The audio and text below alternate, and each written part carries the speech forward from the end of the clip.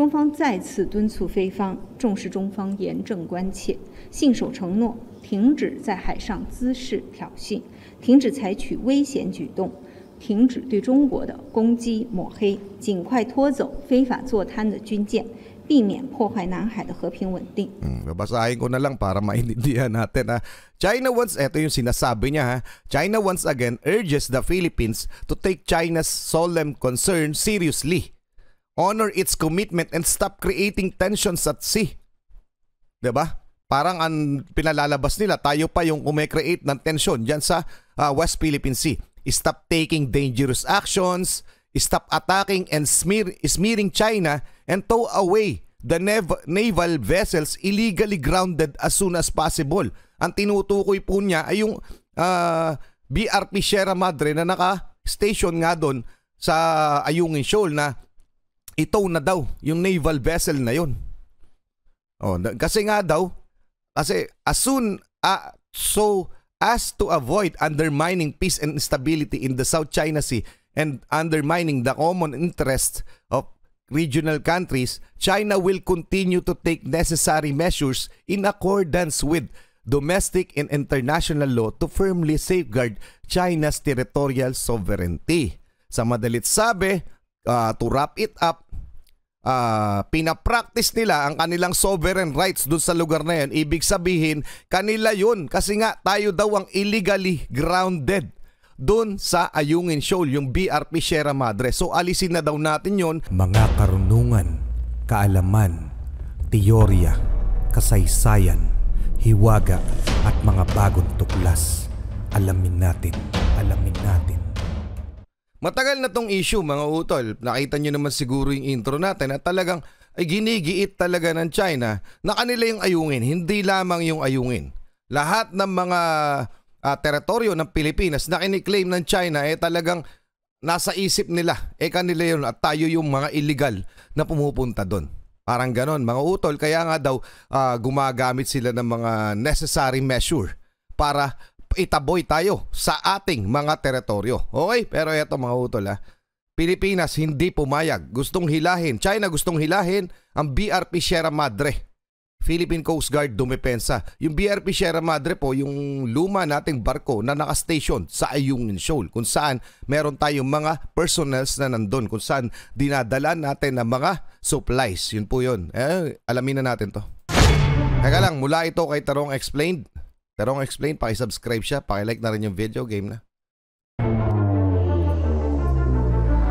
Breaking news, China gusto nang hilahin ang BRP Sierra Madre sa Ayungin. Puwersang Chino nagpadala na ng mas madaming barko, ngunit Pilipinas dinagdagan na ang puwersa para ipagtanggol ang simbolo ng Pilipinas. Ang buong detalye sa balitang yan tutukan.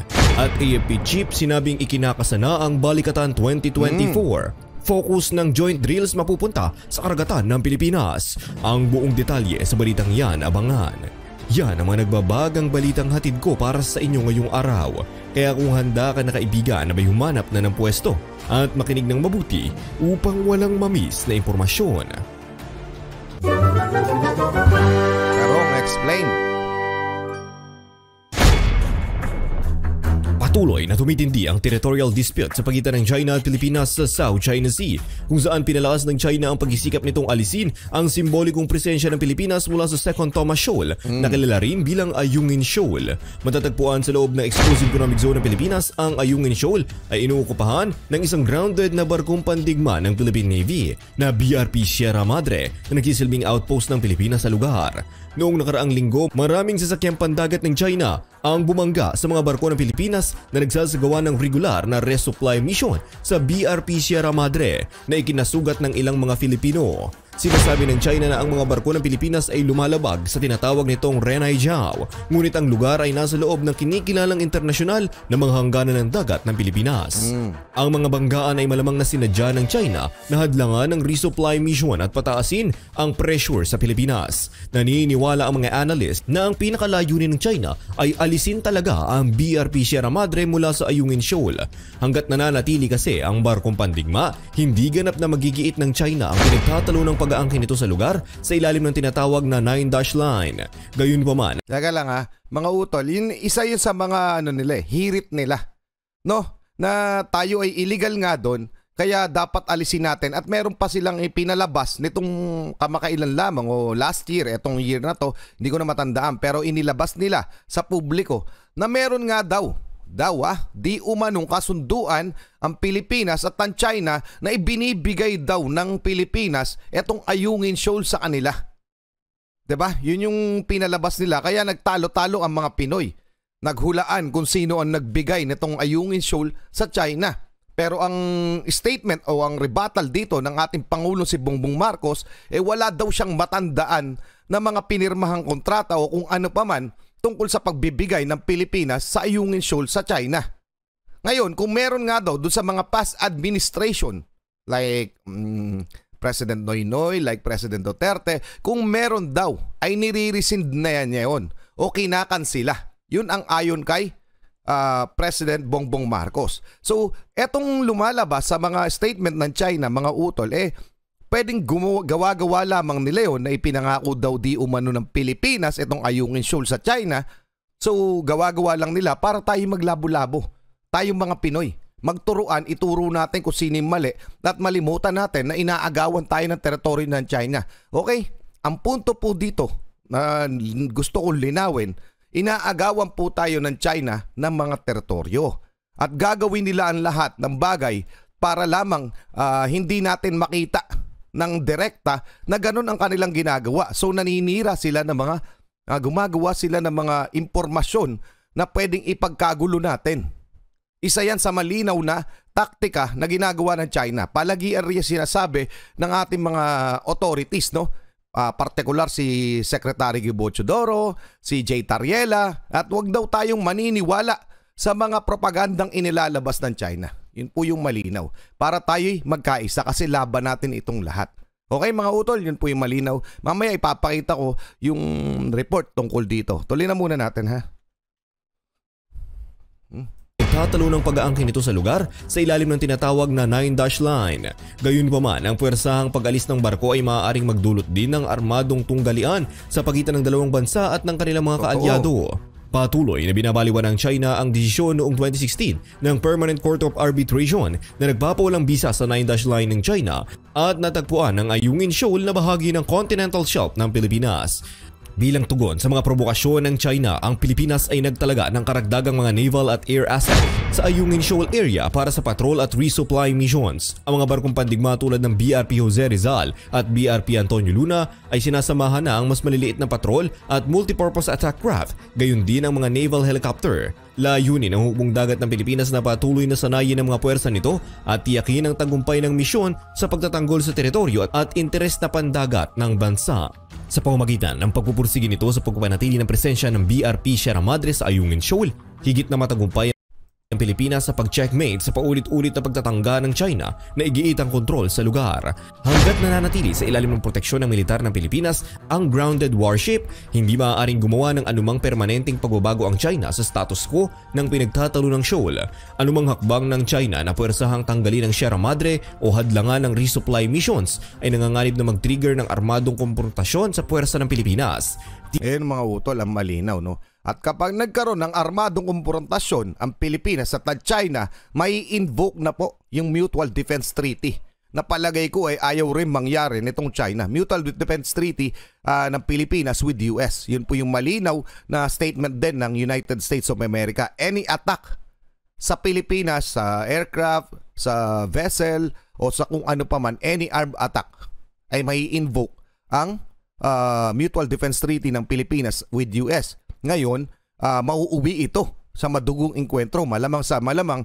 Ngayon mga utol, gusto ko lang ibahagi sa inyo mismo yung pahayag ng China tungkol dito sa Ayungin Shoal para mas malinaw sa ating lahat. Okay? Ito po yan mga utol, pe-play lang natin, babasahin na lang natin kasi hindi naman natin mauunawaan kasi Chinese yung salita. 中方再次敦促菲方重视中方严正关切，信守承诺，停止在海上滋事挑衅，停止采取危险举动，停止对中国的攻击抹黑，尽快拖走非法坐滩的军舰，避免破坏南海的和平稳定。Babasahin ko na lang para maintindihan natin. China once, eto yung sinasabi niya, China once again urges the Philippines to take China's solemn concern seriously, honor its commitment, and stop creating tensions at sea. Diba? Parang ang pinalalabas nila, tayo pa yung kumikreate ng tension dyan sa West Philippine Sea. Stop taking dangerous actions, stop attacking and smearing China, and tow away the naval vessels illegally grounded as soon as possible. Ang tinutukoy po niya ay yung BRP Sierra Madre na naka-station nga doon sa Ayungin Shoal na itow na daw yung naval vessel na yun. Kasi nga daw, kasi so as to avoid undermining peace and stability in the South China Sea and undermining the common interests of regional countries, China will continue to take necessary measures in accordance with domestic and international law to firmly safeguard China's territorial sovereignty. Sa madalit sabi, to wrap it up, pinapractice nila ang kanilang sovereign rights dun sa lugar na yan. Ibig sabihin, kanila yun. Kasi nga, tayo daw ang illegally grounded dun sa Ayungin Shoal, yung BRP Sierra Madre. So, alisin na daw natin yun. Tigilan na daw yung pag-create ng tensyon ng Pilipinas. Sa madalit sabi, baliktad ang pinapalabas nitong China na ang dating sa statement nito ni Pusa, ni Mauning, na tayo pa yung nangaagaw ng teritoryo sa kanila. Teritoryo nila yung Ayungin, inaagawan natin sila. So tumigil na daw tayo sa pangaagaw. Parang ganun. Tumigil na tayo kasi nga nagkakaroon daw ng tensyon. Sino ba nangaagaw, mga utol? 'Di ba? Nakakaurat no? Well, anyway, tuloy muna natin. Hindi na natin i-play. Babasahin na lang natin yung kasunod niya pang statement. Ito. The United States Department of State disregarded the facts, issued a statement in violation of international law. So, ang pinalalabas nitong China, ang nagba-violate ng international law ay ang Pilipinas at ang United States. Okay? Including the Charter of the United Nations and the United Nations Convention on the Law of the Sea, and unjustifiably attack China's legitimate and lawful actions to safeguard and enforce rights on Renai Reef, Second Tomas Shoal, which is yung Ayungin. Parang binabaliwala daw ng Pilipinas at ng United States yung kanilang claim sa Ayungin Shoal. Grabe, di ba? Sobrang delusional nitong mga utol. Okay? The United States endorsed the infringement and provocative acts of the Philippines with very sinister intentions which China is strongly dissatisfied and resolutely opposes. Sinusulsulan daw o tinutulungan pa ng United States ang Pilipinas sa maling pag-claim nitong Ayungin Shoal. Kasi kanila nga yun, itong feeling nitong mga to, nitong China na to. So anong na kanila ang Ayungin Shoal? Tayo yung illegal at itong United States ay binabackupan pa yung illegal claim natin. Parang ganon ang pinalalabas nitong mga Chekwa na to sa buong mundo. Ganon yung klaseng pagiging delusional ng kanilang pag-uutak. Na tama sila. O anong masasabi nyo dyan? Pa-comment na lang mga utol.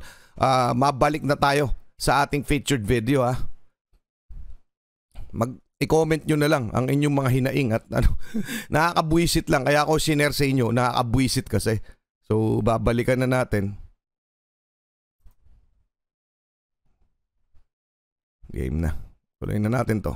Tila nauunawaan naman ng Beijing na ang gayong paglala ay maaaring magkaisa sa internasyonal na komunidad ng mas malakas laban sa malawak nitong mga pag-aangkin sa West Philippine Sea. Sa halip, umaasa ang China sa unti-unting diskarte ng mas mababang antas ng provokasyon tulad ng pagbangga sa mga barko ng Pilipinas at pag-deploy ng mas maraming Coast Guard at mga sasakyang pangisda sa lugar. Gayunpaman, napatunayang mahusay ang Maynila sa paglampas sa mga incremental na taktika na ito sa pamamagitan ng regular na pag-iikot ng mga tropa at mga supply sa mga shoal gamit ang iba't ibang may kakayahang naval asset. Ang militar ng Pilipinas ay nakakuha ng mahalagang karanasan sa pagpapatakbo sa mga pinagtatalo ng karagatang ito at pagtatanggol sa mga interes nito.